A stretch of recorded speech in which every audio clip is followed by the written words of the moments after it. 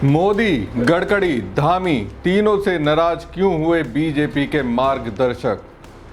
आखिर तीनों ने ऐसा क्या कर दिया कि बीजेपी के संस्थापक सीधे पहुंच गए सुप्रीम कोर्ट? तीनों किस बात को लेकर सीजीआई गवाही को दखल देने के लिए कह रहे हैं? पूर्व सीजीआई डीवाई चंद्रचूड़ की इसमें क्या भूमिका रही? डीवीआई चंद्रचूड़ ने सरकार के पक्ष में ऐसा क्या फैसला दिया जिसके बाद अब उस फैसले को पलटने के लिए बीजेपी के संस्थापक सदस्य मुरली मनोहर जोशी अड़ गए हैं? नमस्कार दोस्तों, मैं हूं परवीन सानी। दोस्तों, विकास जरूरी है, लेकिन विकास के लिए प्रकृति के नियमों के साथ खिलवाड़ नहीं किया जा सकता, और जो प्रकृति के नियमों के विरुद्ध जाता है फिर उसे प्रकृति की मार झेलनी ही पड़ती है। खैर दोस्तों, एक बार फिर से मुरली मनोहर जोशी ने मोदी सरकार के खिलाफ मोर्चा खोल दिया है, लेकिन इस बार निशाने पर बीजेपी के अंदर पीएम मोदी के प्रतिद्वंदी कैबिनेट मिनिस्टर नितिन गडकरी भी आ गए हैं। दोस्तों, आपको याद होगा पीएम मोदी के जन्मदिन से पहले आरएसएस के अर्थ समूह की बैठक में देश की अर्थव्यवस्था पर चर्चा की गई थी। बैठक में लोगों की आय में असमानता और प्रति व्यक्ति कम जीडीपी पर विशेष चर्चा हुई। खास बात यह थी कि संघ प्रमुख मोहन भागवत की मौजूदगी में पूर्व केंद्रीय मंत्री डॉक्टर मुरली मनोहर जोशी ने जो नजरिया पेश किया उसमें नोबेल पुरस्कार विजेता अमर्त्य सेन का भी हवाला दिया गया। अमर्त्य सेन और संघ वैचारिक तौर पर दो ध्रुवों जैसे हैं। तो ये बैठक आरएसएस के 100 साल पूरे होने पर हुई थी, जिसमें फिजिक्स के प्रोफेसर रहे 91 साल के डॉक्टर मुरली मनोहर जोशी ने 70 स्लाइड के साथ प्रेजेंटेशन दिया। 2014 के आम चुनाव के बाद मुरली मनोहर जोशी को लाल कृष्ण आडवाणी के साथ बीजेपी के मार्गदर्शक मंडल में भेज दिया गया था। ये बैठक ऐसे दौर में हुई जब बिहार में चुनावी तैयारियां जोरों पर है। तब अंग्रेजी अखबार इंडियन एक्सप्रेस में एक रिपोर्ट आई थी। देश की सामाजिक और आर्थिक स्थिति पर हुई इस बैठक में मुरली मनोहर जोशी मुख्य वक्ता थे, जिनका तर्क था आर्थिक वृद्धि किसी देश का अकेला उद्देश्य नहीं हो सकता। और इस सिलसिले में जोशी ने वामपंथी अर्थशास्त्री अमर्त्य सेन का विशेष रूप से जिक्र किया, जो खास मायने रखता है। बैठक में डॉक्टर जोशी ने डी ग्रोथ का प्रस्ताव रखा, जिसका मतलब है सार्वजनिक विमर्श को आर्थिक वृद्धि केंद्रित नजरिए से मुक्त करना और वृद्धि को सामाजिक उद्देश्य के रूप से खत्म करना। ये सब ऐसे दौर में हुआ जब प्रधानमंत्री नरेंद्र मोदी के नेतृत्व में चल रही बीजेपी की केंद्र सरकार भारत को दुनिया की तीसरी सबसे बड़ी अर्थव्यवस्था के रूप में पेश कर रही है। मुरली मनोहर जोशी ने तब कहा था कि 2021 में भारत के 10% उच्च वर्ग के पास देश की कुल घरेलू संपत्ति का 65% हिस्सा था। भारत की प्रति व्यक्ति जीडीपी केवल 2,878.5 अमेरिका डॉलर थी, जबकि जापान की 33,955.5 डॉलर। फिर भी भारत ने जापान को पीछे छोड़कर दुनिया की चौथी सबसे बड़ी अर्थव्यवस्था का मुकाम हासिल किया था। ये एक तरह से अपनी ही पार्टी के सबसे बड़े चेहरे पीएम मोदी के उस दावे पर तंज था, जिसमें वो कहते फिरते हैं कि उनकी अगुवाई में भारत दुनिया की तीसरी बड़ी अर्थव्यवस्था बनने वाली है।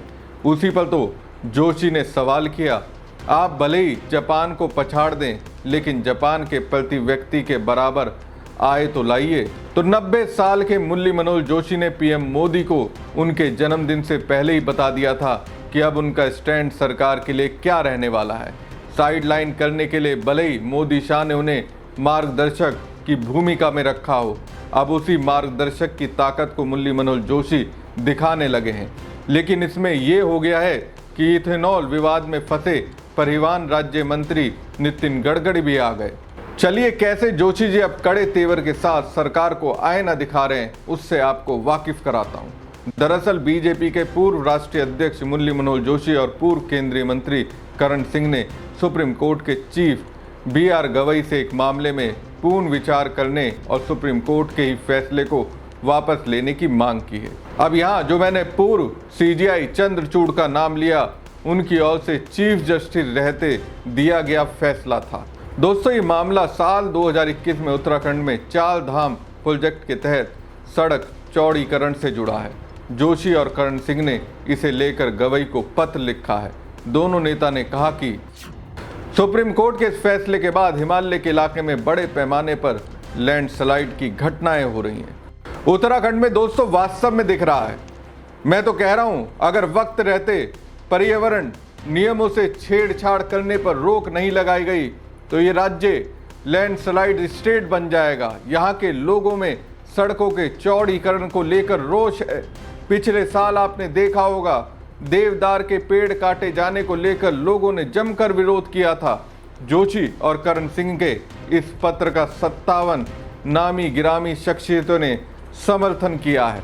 इसमें इतिहासकार और पद्मश्री विजेता शेखर पाठक, पद्म भूषण से सम्मानित लेखक रामचंद्र, आरएसएस के पूर्व विचारक केएन गोविंदाचार्य जैसे बड़े नाम शामिल हैं। इसके अलावा शिक्षाविदों, वैज्ञानिकों, वर्तमान और पूर्व सांसदों और उत्तराखंड के सामाजिक कार्यकर्ताओं ने भी पत्र में की गई अपील का समर्थन किया है। जोशी और करण सिंह ने कहा कि सड़क परिवहन एवं राज्य मार्ग मंत्रालय के 2020 के उस सर्कुलर को रद्द किया जाना चाहिए जिसमें सड़कों के चौड़ीकरण की अनुमति दी गई थी। इस प्रोजेक्ट के तहत सड़क की चौड़ाई 12 मीटर करने की बजाय 5.5 मीटर की जानी चाहिए। सड़क परिवहन और राजमार्ग मंत्रालय के मुखिया गडकरी हैं, जो देश में सड़कों का जाल बिछाने का दावा करते हैं, लेकिन इस जाल को बिछाने के चक्कर में उत्तराखंड के अस्तित्व के साथ खिलवाड़ हो रहा है। दरअसल 14 दिसंबर 2021 को जस्टिस चंद्रचूड़ की अध्यक्षता वाली सुप्रीम कोर्ट की एक बेंच ने केंद्र सरकार की उस योजना को मंजूरी दे दी थी जिसमें ऋषिकेश माणा, ऋषिकेश गंगोत्री और टनकपुर पिथौरागढ़ के नेशनल हाईवे को 12 मीटर चौड़े किए जाने का प्रस्ताव था। सुप्रीम कोर्ट ने इस परियोजना के लिए जस्टिस सीकरी की अध्यक्षता में एक कमेटी भी बनाई थी। चार धाम परियोजना में हिमालय में लगभग 825 किलोमीटर की सड़कों को चौड़ा किया जाना है। केंद्र ने पूरी परियोजना को 53 पैकेजों में बांटा था। 11 जून 2025 को जारी सरकारी प्रेस विज्ञप्ति के अनुसार 929 किलोमीटर का काम पूरा हो चुका है। मुरली मनोहर जोशी और करण सिंह ने कहा कि सुप्रीम कोर्ट ने 2020 के अपने फैसले में कम चौड़ाई की बात का समर्थन किया था, लेकिन 2021 में इसे बदल दिया गया। दोस्तों, बेहद अनुभवी इन नेताओं की ओर से जारी पत्र में कहा गया है कि सुप्रीम कोर्ट का 2021 का फैसला हिमालय भूभाग के लिए बेहद खतरनाक साबित हुआ है। इसमें कहीं ना कहीं चंद्रचूड़ के जजमेंट का पर सवाल उठाए गए। पत्र में अपील की गई उत्तरकाशी गंगोत्री मार्ग पर स्थित भागीरथी इको सेंसिटिव जोन को 12 मीटर चौड़ा ना किया जाए। यहाँ पर एक बाईपास मार्ग को भी सिफारिश के खिलाफ जाकर मंजूरी दे दी गई। इस बाईपास के लिए लगभग 3000 पेड़ों को काटा जाएगा और इससे 17 हेक्टेयर जंगल खत्म हो जाएगा। इसी घाटी में सड़क चौड़ी करने के लिए देवदार के 6000 पेड़ों को काटे जाने का प्रस्ताव है। यहाँ हाल ही में हुए लैंडस्लाइड में सैकड़ों लोग दफन हो गए। पत्र में कहा गया कि हिमालय में बार बार आने वाली आपदाएं न केवल लोगों की जान ले रही हैं, बल्कि इससे देश को बहुत बड़े पैमाने पर आर्थिक नुकसान भी हो रहा है। पत्र में इस साल मानसून के दौरान हुई घटनाओं का हवाला देते हुए कहा गया कि उत्तराखंड सरकार ने नुकसान की भरपाई के लिए केंद्र सरकार से 5700 करोड़ की मदद मांगी है। तो दोस्तों, एक के बाद एक सरकार की ओर से ऐसे फैसले लिए जा रहे हैं जिसका विरोध सत्ताधारी पार्टी बीजेपी के अपने लोग ही करने लगे हैं। विकास के नाम पर किस तरह से खिलवाड़ हो रहा है, इसकी कहानी आपने बीजेपी के संस्थापक सदस्य रहे मुरली मनोहर जोशी की चिट्ठी को पढ़कर समझ ही गए होंगे। अब देखना होगा कि चंद्रचूड़ की ओर से लिए गए फैसले पर chief justice of India BR Gavai क्या रिस्पॉन्स लेते हैं और मोदी गडकरी को क्या आदेश देते हैं। हमारी खबर आपको कैसी लगी कमेंट बॉक्स में कमेंट करके जरूर बताएं। साथ ही पेज को ज़्यादा से ज़्यादा लाइक और शेयर कीजिएगा। धन्यवाद।